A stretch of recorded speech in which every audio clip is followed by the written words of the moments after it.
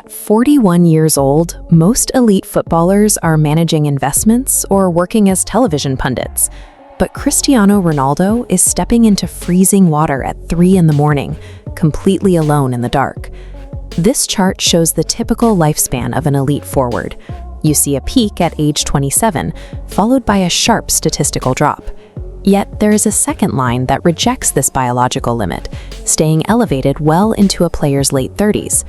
The math of human cell regeneration usually mandates a different outcome.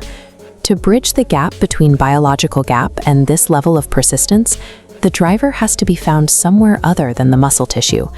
To understand how a body prepares for the extreme demands of the 2026 World Cup at an age when joints and ligaments typically fail, we have to look past the physical training and map the psychological engine driving it.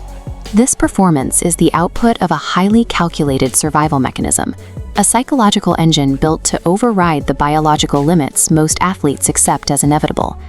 Clinical psychology groups narcissism, Machiavellianism, and psychopathy into the dark triad. While normally antisocial, this research highlights how in elite sports, these exact characteristics correlate heavily with competitive aggression, providing the calculating disposition required to dominate opponents. This mechanical obsession is a departure from the narratives assigned to other generational talents, where we often see natural gifts flowing easily on the pitch.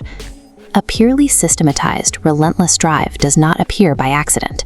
A psychological profile this rigid and aggressive is constructed under extreme duress. To comprehend the billion-dollar machine dominating global sports today, we have to look backward at the specific environment of isolation and poverty that created the initial wound.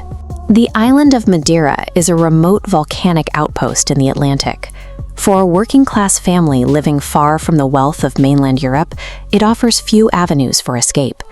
His father struggled with severe alcoholism, resources were heavily limited, and his early life was marked by a documented sense of being unwanted within his own household.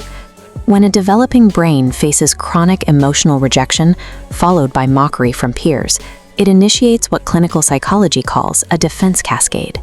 Instead of withdrawing from the threat, the neurological system learns to meet it with intense aggression. On the schoolyard, he channeled his isolation into a furious necessity to dominate others on the pitch, using the ball to exact control over a chaotic environment. Earning his place on the field became a proxy for proving his basic right to exist. That childhood trauma stopped being a vulnerability and calcified into a self-sustaining source of fuel. Raw anger burns out quickly. To sustain himself, he transitioned that childhood fury into highly disciplined, repetitive systems, spending thousands of hours in empty facilities while other players were sleeping.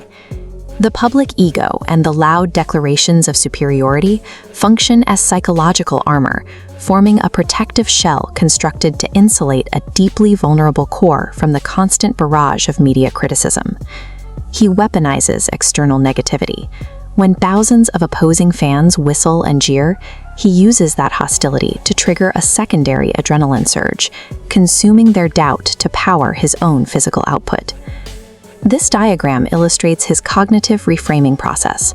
Hours before kickoff, he visualizes absolute failure, missed shots, defensive traps, and public humiliation, mapping out his physical responses in advance to neutralize fear before he ever steps on the grass.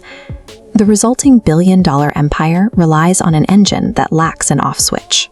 He plays because his psychological architecture requires constant, measurable validation to remain stable.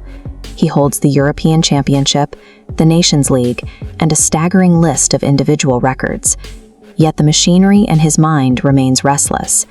A single unclaimed moment prevents his psychological architecture from ever resting. It is the one gaping void left in the cabinet. This leads to a final obsession, the 2026 tournament across North America.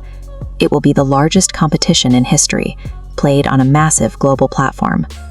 For the first time in 2 decades, he operates within a squad of world-class talents across every position. He no longer has to drag the team forward single-handedly. The 2026 World Cup represents a final, highly calculated campaign to silence the persistent ghost of his childhood inadequacy. This architecture reveals a blueprint for high performance that extends beyond professional sports. It relies on the structural difference between raw hunger and engineered discipline. Achievement begins by isolating an early wound. Instead of hiding the damage, the process requires analyzing the fracture to use it as objective fuel.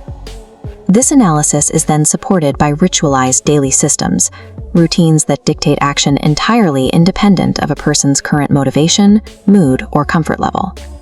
Finally, external hostility is stripped of its emotional weight. Criticism and failure become objective data, converted from a threat into energy, required to reach the next plateau. Greatness is not a gift. It is the inevitable result of taking your darkest fears and systematizing them into an unbreakable engine of achievement.